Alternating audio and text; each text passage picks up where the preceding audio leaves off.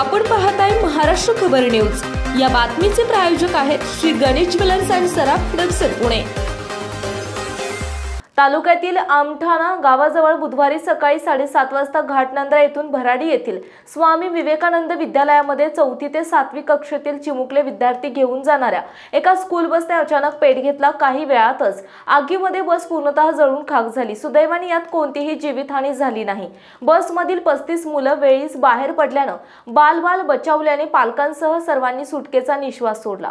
मात्र या घटनेमुळे खासगी स्कूल बसमधून शाळेत जाणाऱ्या विद्यार्थ्यांच्या सुरक्षेचा प्रश्न पुन्हा एकदा ऐरणीवर आलाय। भराडी येथे सेमी इंग्रजी माध्यमाची शाळा आहे। या शाळेमध्ये घाटनांद्रा, अभई, दिडबाग, पळशी, आमठाणा, नाचनवेल आणि तालुक्यातील खेड्यापाड्यातून 500 मुलं खासगी वाहने आणि स्कूल बसने येणे जाणे करतात। भराडी येथील या शाळेमध्ये एकूण जवळपास 1000 मुलं शिक्षण घेतात। यासाठी जवळपास 15 खासगी बोगस आणि अनेक त्यासाठी वाहने रस्त्यावर धावतात। आज सकाळी नेहमीप्रमाणे घाटनांद्रा येथून एक स्कूल बस घाटनांद्रा, दिडगाव, पळशी येथून विद्यार्थी घेऊन भराडीकडे निघाली। मात्र आमठाणा गावाजवळ स्कूल बसमधून अचानक धूर येण्यास सुरुवात झाली। हे निदर्शनास येताच चालक या बसमधील 2 शिक्षकांनी क्षणाचाही विलंब न करता सर्व विद्यार्थ्यांना खाली उतरण्यास सांगितलं। विद्यार्थी स्कूल बॅग, टिफिन बॅग सोडून तात्काळ खाली उतरले। त्यानंतर काही वेळातच बसने पेट घेतला।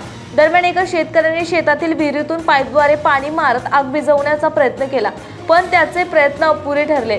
काही वेळातच संपूर्ण बस जळून खाक झाली। यात कसलीही जीवितहानी झाली नसून 35 विद्यार्थी सुखरूप आहेत। विद्यार्थ्यांच्या स्कूल बॅग, टिफिन आगीमध्ये जळाले। या घटनेनंतर दुसरी बस मागून सर्व विद्यार्थ्यांना भराडी येथील शाळेत सोडण्यात आले।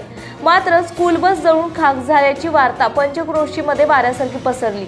अनेक पालकांनी शाळेमध्ये आणि शिक्षकांना फोन करून माहिती घेतली, तर काही पालकांनी शाळा गाठून संस्था चालक, शिक्षक आणि स्कूल बस चालक मालकाला खडेबोल सुनावले। दरम्यान बसमधील वायरिंगमध्ये शॉर्ट सर्किट झाल्याने आग लागल्याची प्राथमिक माहिती आहे। आपण पाहताय महाराष्ट्र खबर न्यूज। या बातमीचे प्रायोजक आहेत श्री गणेश ज्वेलर्स अँड सराफ दक्षिण पुणे।